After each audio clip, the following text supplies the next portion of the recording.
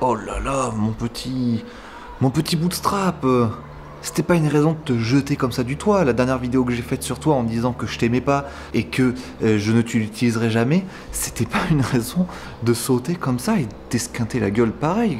En plus, j'ai entendu dire récemment que t'as fait une version 5 qui gomme tous les défauts de ta précédente version. Alors est-ce qu'elle va être capable de reconquérir mon cœur? Peut-être.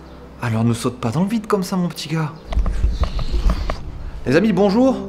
Aujourd'hui, nous allons parler de Bootstrap version 5. Et qu'est-ce que vous voulez que je vous dise, moi, sur cette version 5? Eh bien, je vais vous dire si cette version 5 reconquérit mon cœur, ou alors si elle me laisse toujours autant de marbre, vu que de toute façon, moi, les frameworks CSS...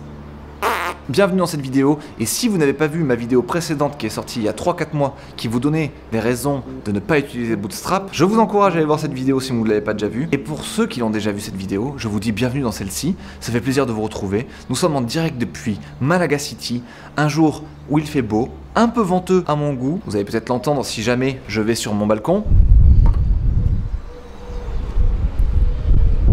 Est-ce que vous entendez ce vent ? Est-ce que vous voyez ma chemise en soie se mouvoir sous l'emprise du vent, sous le joug du vent? Allez, on lance cette vidéo, sans plus attendre.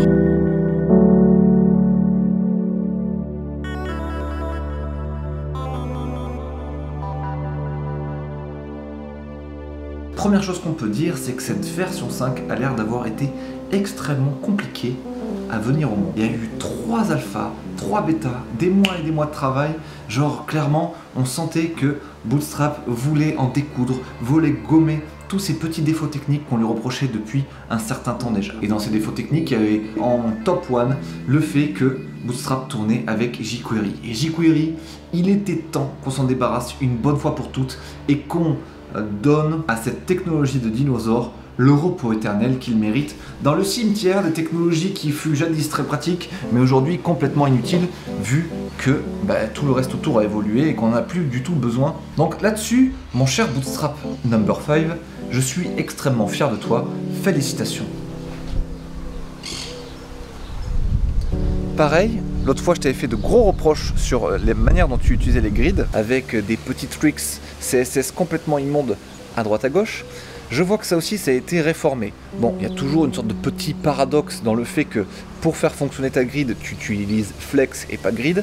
Mais ça, quand on pousse un petit peu dans la technique, qu'on regarde comment tu veux écrire les grids en HTML, on comprend que tu peux pas en CSS du coup faire fonctionner tout ça avec des CSS grid. Ok, donc ça, je ne t'en veux pas. T'as rattrapé le coup. Tu utilises quand même flex maintenant, c'est quand même bien plus performant, bien plus stylé, bien plus moderne. Alors, est-ce que le fait d'avoir gommé tous ces petits défauts techniques me réconcilie avec Bootstrap? Est-ce que ça suffit à reconquérir mon cœur? Et les oiseaux, c'est quoi ce concert en ré mineur là que vous me faites? Est-ce que ça suffit à reconquérir mon cœur et à me faire retourner au chevet de Bootstrap en disant « Mon amour, excuse-moi de t'avoir lourdé comme une merde la dernière fois, je veux te récupérer ». Eh bien pas vraiment les amis, parce que si vous regardez ma vidéo précédente, vous remarquerez que les reproches que je faisais à Bootstrap étaient pas vraiment techniques, mais plus sur le fait que un framework CSS, de manière générale, il faut pas l'utiliser pour rien. Il faut l'utiliser pour une bonne raison. Et souvent, vous utilisez Bootstrap pour une très mauvaise raison. Par exemple, vous l'utilisez dans la majeure partie du temps, comme vous me l'aviez répondu sur Twitter dans mon sondage, que vous utilisez Bootstrap essentiellement pour les grids. En top 1, je place indéniablement les gens qui m'ont dit qu'ils utilisaient Bootstrap pour la grid et le côté responsive.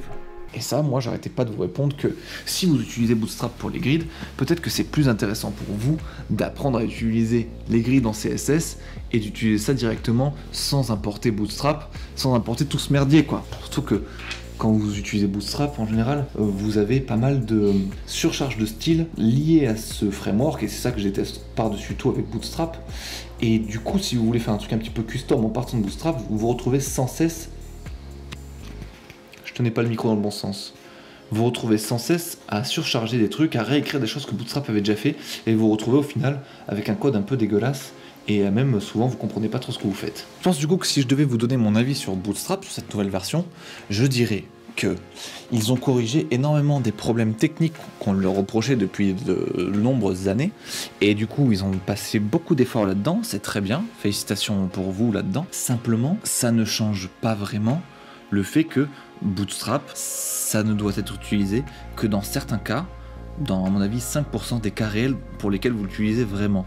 À mon avis, il y a 95% du temps où vous l'utilisez où c'est pas vraiment justifié, et à ce niveau-là, en fait, cette nouvelle version ne change absolument rien à tous les arguments que je vous donnais dans ma vidéo précédente. Donc encore une fois, n'hésitez pas à aller la regarder pour voir que je ne suis pas un charlatan, je suis pas juste un mec qui dit j'aime pas Bootstrap, c'est de la merde, n'utilisez pas. Il y a tout un argumentaire derrière, j'ai déjà tout expliqué dans la vidéo précédente, donc je vais pas le refaire ici, l'argumentaire. Je commente cette update parce que vous me l'avez demandé sur les réseaux sociaux, mais en soi, en fait, Bootstrap V1, Bootstrap V2, V3, V4 et maintenant V5, pour moi, c'est du pipi de chat qui est utile dans certains cas, parce que de manière générale, dans la vraie vie aussi, le pipi de chat c'est utile dans certains cas.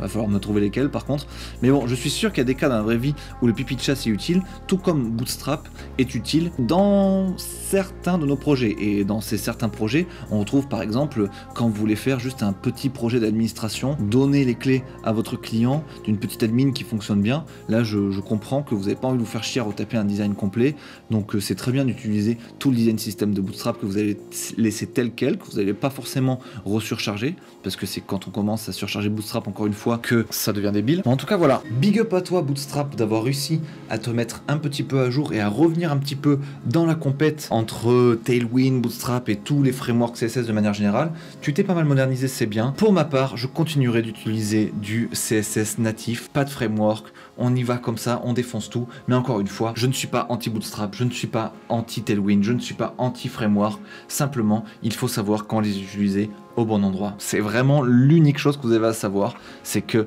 il faut utiliser le bon outil au bon endroit. C'est à vous de faire vos petits benchmarks. Et si vous avez un doute là-dessus, n'hésitez pas à poser la question dans les commentaires ou alors sur Twitter avec le hashtag help Benjamin Code. Qu'est-ce que je dois utiliser, Bootstrap, Tailwind ou alors du pur CSS? C'est un hashtag un petit peu long qui remplira quasiment la moitié de votre tweet, mais c'est pas grave, si vous l'utilisez, vous pouvez être sûr que je vous répondrai.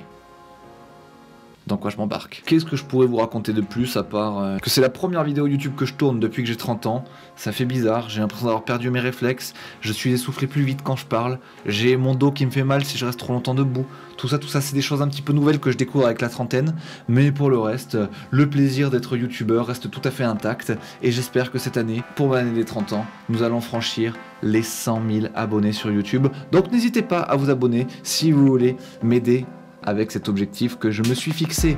Je vous dis à très bientôt, je vous souhaite une très bonne utilisation de Bootstrap, et puis faites que cette année 2021 soit bonne pour vous et vos familles. À ciao.